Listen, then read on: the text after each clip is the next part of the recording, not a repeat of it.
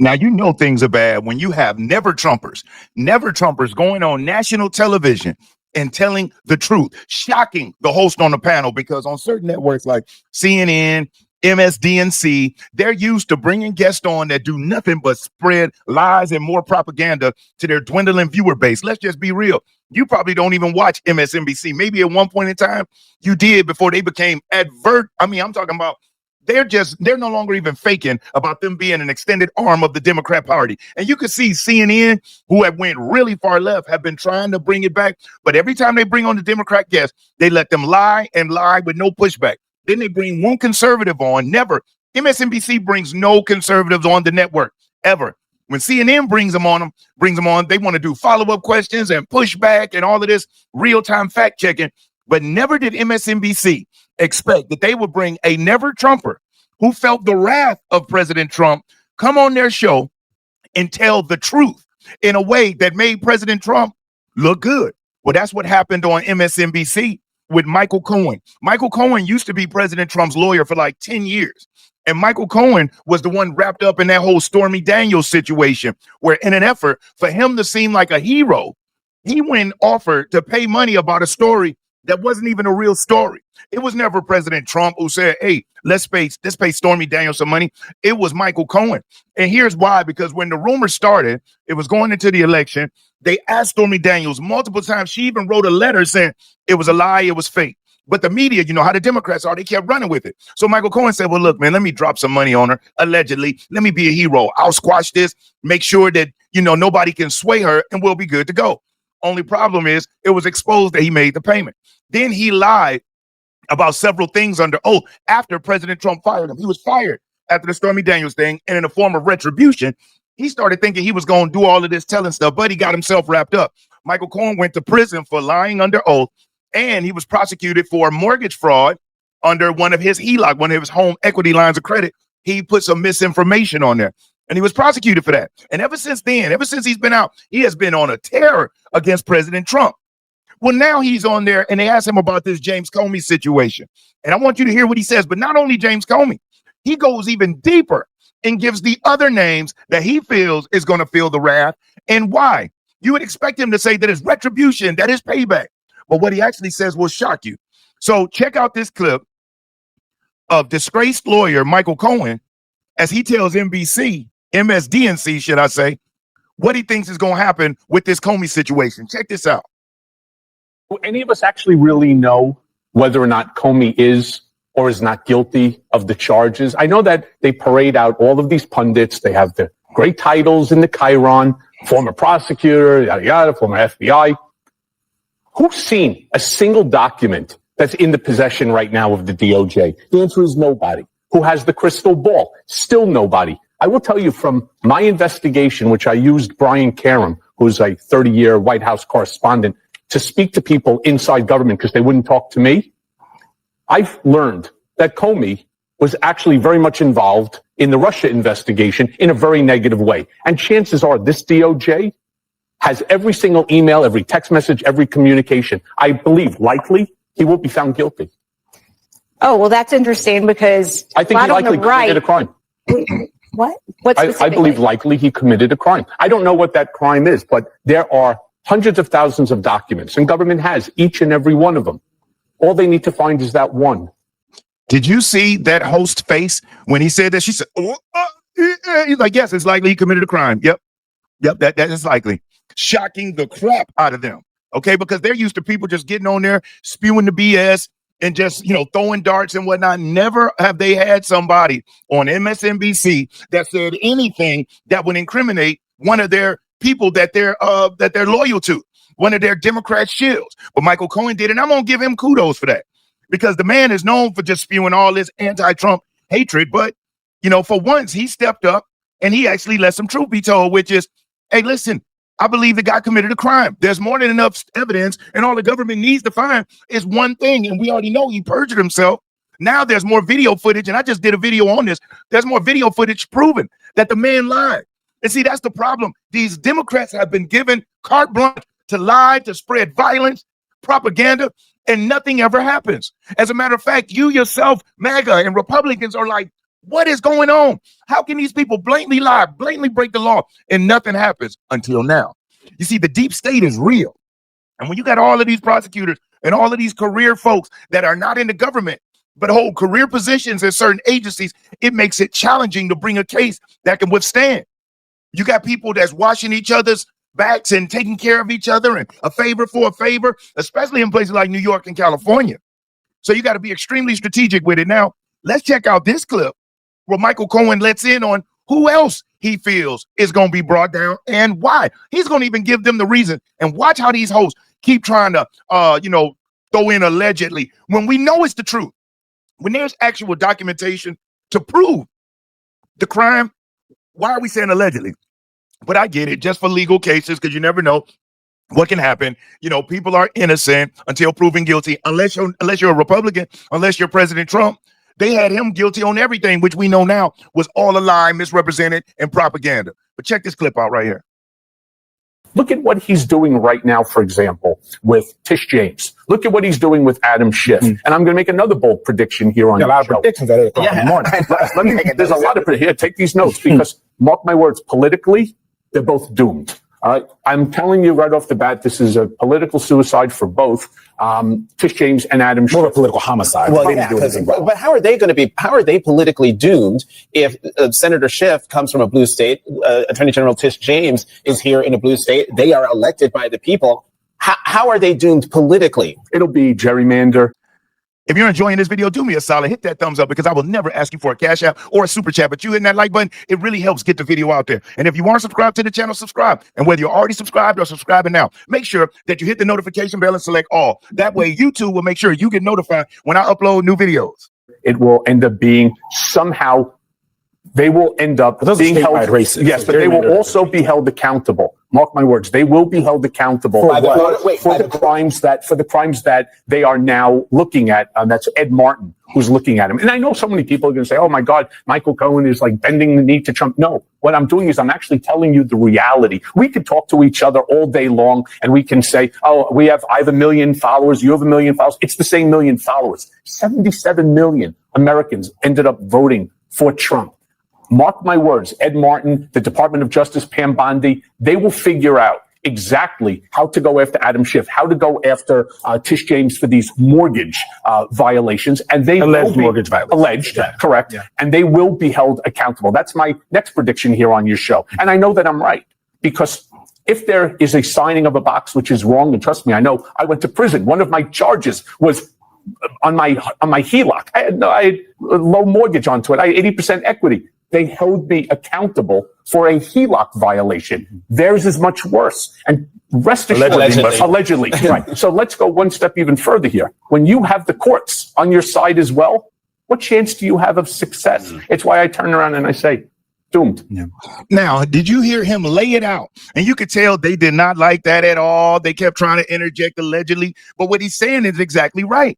These folks, what they have been alleged of, they're not going to even put that out there to the public unless they know that they've got strong evidence that they can convict. But first, they have to make sure that they get in the court of public opinion, because if they just threw it out there without the public being ready, being prepped for it, again, it can have a negative backlash. So they start off with Ed Martin and different people releasing the documentation, let it be known, hey, here it is. And then next, they go through the court system, the legal way, to get a grand jury to be willing to throw down the indictment.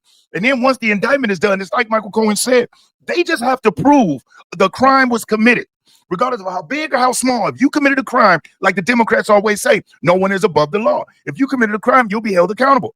And you heard Michael Cohen there say 77 million people voted for President Trump. And that's not just young people. That's the Gen, the Gen Zers, Gen Xers, Gen Y, and the boomers. And now you've got our boomer generation that are paying close attention, because all of the Democrats' predictions were wrong. Inflation went sky high. And right now, our seniors need more help than ever before as they going into retirement, as they're dealing with their Medicare. And as a matter of fact, while we're talking about Medicare, I want to talk about the sponsor of this video, Chapter. Now, When my mother turned 65 years old, I can remember being on the phone with her, listening to how frustrated she was trying to figure out her Medicare plan. And every time she called somebody, they had her on the phone acting like they wanted to help her, but really they were just trying to sell her stuff. And that's why when I connected with Chapter, I was extremely excited, because one thing I've learned about Chapter, whether it be with my mom or thousands of other people who they've helped, they give unbiased assistance to help seniors choose the Medicare plan that works best for them, and is even saving seniors, saving them as much as $1,000 a year. And you tell me who can't use an extra $1,000 in today's economy. So if you're looking to make sure you're on the right Medicare plan, and trust me, it's worth it just to even check to make sure that you're on the right Medicare plan and you got everything that you need. If you're a senior, I highly encourage you to check out Chapter. I got the number right there on the screen, and you can either call or you can go online. And if you go online, go to askchapter.org/real politics. If you call the number, make sure you tell them Brian Maxwell sent you, and they'll take good care of you. So now, as we heard Michael Cohen, now I want you to pay attention to how what MSDNC says and does on the heels of Michael Cohen laying out the truth. What you're saying right now is that the Department of Justice under Donald Trump has been weaponized or has not been weaponized? I think it's been weaponized under more than just Donald Trump. I think it's been weaponized by government for, I don't know, as long as it's been around. Well, because I think your argument is it was weaponized then by Comey against Donald Trump. That's what you're arguing right now. And so you think that there will be evidence that will show that Yes. in court, and so thus validate Donald Trump's vendetta against James Comey. At least I couldn't have said it better. Do you realize the Democrat slogan is vote blue no matter who? Now tell me that's not the most brainwashed slogan ever in the world. But check this slice of propaganda out. Then I'm gonna come back in and we're gonna finish this out. Check this out. Maybe Hugh Comey will end up walking away from this, but this will still be expensive. It will be stressful. It could ruin Comey's life for a time. And it seems to be foreshadowing, if Comey's now, who could be next? Right. I think that's the punishment. It's the punishment. James Comey has to have expensive lawyers now, and it'll take a lot of his time and emotional investment. Theoretically, his liberty will be at stake in this case, and that's what. Look, the Justice Department, a federal indictment is nothing to sneeze at. It is a life-changing event, and this is clearly punishment directed at James Comey. I mean, it couldn't be more explicit, because that's what Donald Trump demanded in so many words in that message to Pam Bondi, the Attorney General. I mean, I've never seen anything like this. It's basically saying, go indict this guy, find something to indict this guy on. See, these people make me sick, because they act like, oh, this is lawfare, this is punishment and retribution. No, people broke the law in order to try to assassinate President Trump's character. They broke the law. Do you know that when James Comey was investigated by the independent inspector, by the Inspector General, they found 17 violations where what they represented to the FISA courts was a lie. They misrepresented 17 times. Now, James Comey seems to not think that that's that big of a deal. But I assure you, that's a big deal when you lie 17 times in an attempt to get a warrant. And that's what he did, not to mention him on video gloating about how, how they set Mike Flynn up. And in any other administration, it'd have been better. It wouldn't have been allowed for them to be able to do that. But under the Trump admin, we were able to manipulate and get agents over and stonewall General Flynn. And then they were able to work with the Clinton Foundation to create a Steele dossier and the Russia hoax that turned out to be fake. So this is all BS, 1,000%. So let me get back here to my Cohen story, and let's go through this. Oh, here we go. So Michael Cohen stunned an MSNBC panel on Saturday by stating that he believed former FBI Director James Comey likely committed a crime while reacting to news of the indictment. Cohen, who was President Trump's personal lawyer for many years, surprised MSNBC panelists Elise Jordan, Eamon Mulhalen, and Molly Young fast by saying, I believe likely he would be found guilty. Well, that's interesting, Jordan said, as Cohen added, I believe likely he committed a crime. Wait, what? Jong fast added. I don't know what that crime is, but there are hundreds of thousands of documents, and the government has each and every one of them. All they need to find is that one, Cohen said. I've been through this system. I know better than anybody what a weaponized DOJ looks and feels like. It's insurmountable. Jordan pressed Cohen on whether he actually broke the law, as he explained he pleaded guilty in his case. Cohen was charged and then pleaded guilty in 2018 to crimes including tax evasion, campaign finance violations, and lying to Congress, perjury. Cohen later cooperated with investigations into Trump, publicly testifying against him during Manhattan District Attorney Alvin Bragg's hush money trial and becoming a vocal critic. Mulhall then asked Cohen to clarify whether he thought the Department of Justice had been weaponized under Trump.